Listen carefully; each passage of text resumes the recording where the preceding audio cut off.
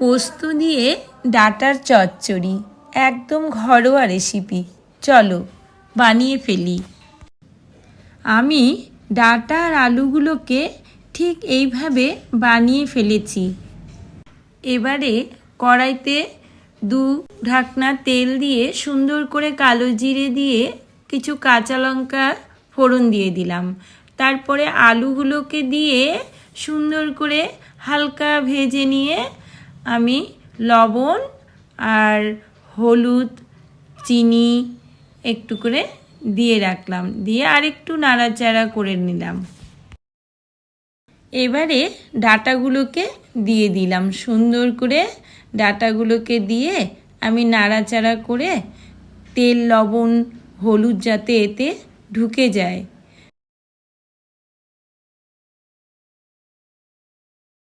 এবারে আঁচটাকে কমিয়ে একটু সুন্দর করে নেড়ে চেড়ে আমি ডাঁটাগুলোকে ভেজে নেব। এখন আমি এইদিকে একটা বাটিতে 2 চামচ পোস্ত বাটা, কাঁচা লঙ্কা দিয়ে 2টো কাঁচা লঙ্কা দিয়ে আর তিল বাটা দিয়ে মিশিয়ে, জল দিয়ে মিশিয়ে আমি সুন্দর করে ওতে দিয়ে দিলাম।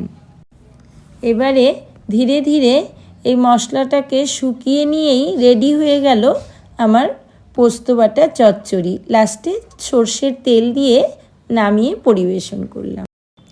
তোমরা এইভাবে রান্না করে দেখবে চচ্চড়িটা কত স্বাদের হয়েছে।